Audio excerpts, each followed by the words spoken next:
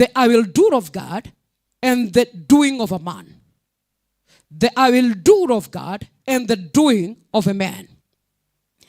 Both in the New Testament and the Old Testament. So, how I say they disqualified me because of my past and because of what I had experienced. I had gone to church to find solace and to find people that I can actually, serve with. But they actually chased me out.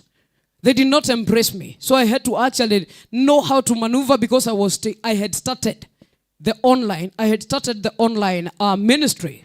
But after hearing what I'm teaching and stuff, so I was called and I was told, where nendo kahubiria watoto wa Sunday school. And that is why you people, you should understand not every church that values your children. Not every church that values your children. Watoto wataekwa kando pale, and that is why we are taking a lot of time.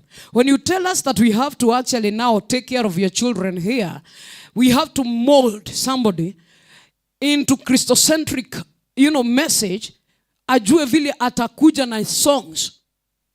Si ile ati watoto tuimbe, ati tunaimba gani tuimbe ile ya shetani nitakuchapa, nitakusema. Watoto, shetani nitakusema. Na sasa hizo ati ni watoto unafunza. We don't want that. Unajua that is what we have in our churches. Kwanza anayani. Hiyo ndio tulikuwa tunafunzwa. There was no content, was the devil. Shetani nitakusema, shetani nitakusema. Afana shetani nitakusema. Nikaka. Shetani nitakusema, shetani nitakusema. Shetani anainama, anainuka, anaona mbele, anatoro. You guys share on social media. You are the ones who is sharing the career. Kwa ninyi mlikuwa mnatoroka ni shetani. Ati shetani anainama. That is, all that your child can sing. And they grow with satanic consciousness. They grow with that mentality of it's all about Satan. So, when they told me that nienda nihubirie watoto wa Sunday school, nikajua, kwa Sunday school, they are not very important. So, Sunday school is not very important. Make sure that when you are opening your gadgets, you do not leave it where it can shame you. Unaweza fungua gadget watu watoroke. And you get people out of the way. Na yangu. Just I want to share, and I want these people, these lives are helping a lot of people. And Wase are coming. Wait, who is actually going to share for me? Share for me, Kiria. Pastor Robert. I don't know. Just search here, alafu share, alafu nipatie. So, they disqualified me because of the past. They never saw Moses. Moses was even a killer. Moses was a killer. He was a murderer, but God chose him to use him as a prophet. So, first of all, when you respond, or rather when the calling of God, when it comes to you, it is upon God's standards and conditions. When the calling of God comes to you, it doesn't have conditions. Aina conditions that you are supposed to do this and this and this.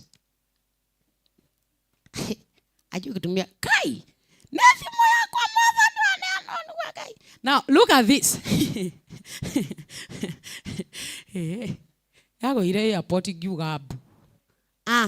What a madam? What is it? My phone now. My phone.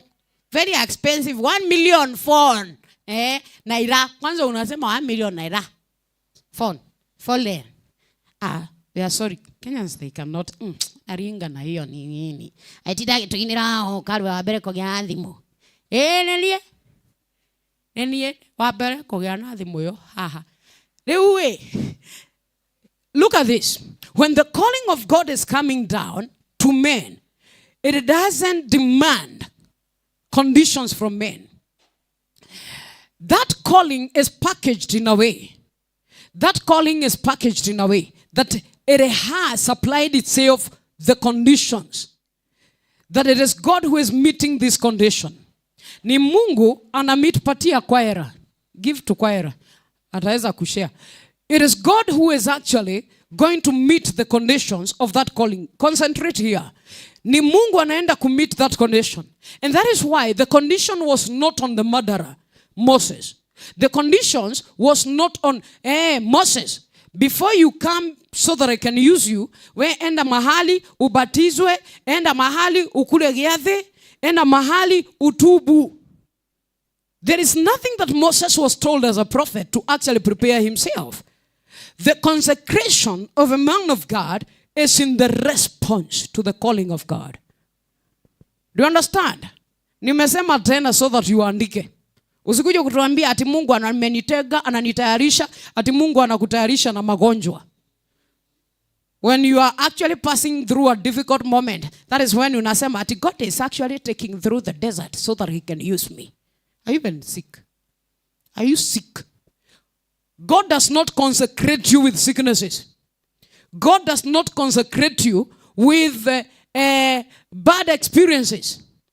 God does not consecrate you by taking you to the desert. Moses was not consecrated by being taken to the desert. God consecrates you when he calls you and you answer. That answering is coming out. What is consecration?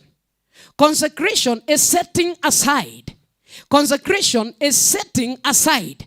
Or rather, unaitwa ama umetengwa. Kutengwa. Umetengwa. So, God does not kukutenga by taking you through tough situations. Hakutengi kwa magonjwa. Let us have this mentality.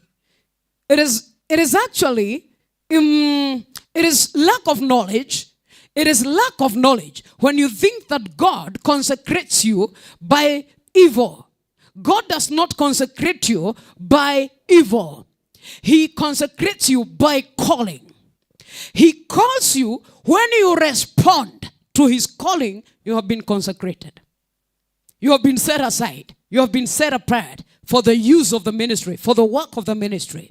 So Moses' calling was God calling him to consecrate him as a spokesperson, as a seer, as a nabai.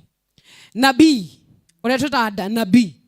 So when he responded to the call of God, it is God who was to meet the conditions. Moses did not stop doing wrong.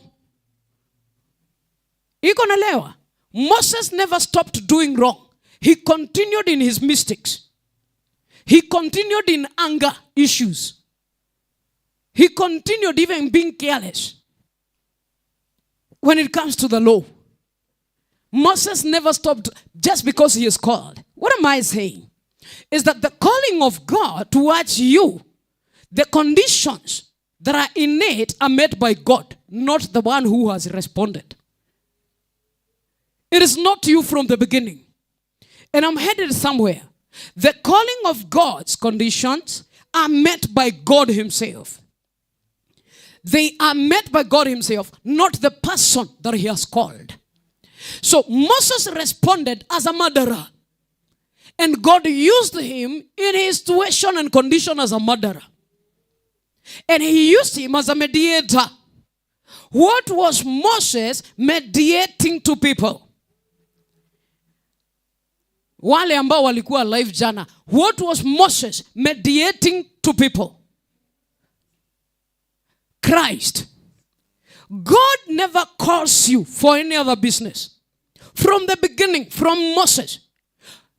Moses was the first one to be called. God never calls you. He never calls you for any other business. Mungu aliniita na ili kwamba ni serve kwa kikundi cha sifa na ibada. Me, I have the calling of God to sing. When I hold that microphone, you know these guys, they come to me. And they tell me, you know, God called me, I'm in the worship ministry. Hakuna kitu kama worship ministry. Hakuna kitu kama praise and worship ministry. Msidanganywe na mtu. Tunajifichaga huko because they don't want to serve the Lord. They think that that is serving the Lord. Praise and worship is not serving the Lord. Kuchukua muhodhi hapa ati ni deacon. It is not serving the Lord. Cleaning the church is not serving the Lord. You also clean your house. And you don't clean it for God. You clean it for your husband, your wife, your siana. And even here, you cleaned. And God has not come to sit here. It is you who came to sit. Because you need a clean environment. That is why God is even using. And he is a God of that chokora who actually alilala kwa mapipa. That environment. God will use even a dirty person. And God is still interested with that dirty person who is living in a horrible situation. Chokoraish situation. So, you did not do this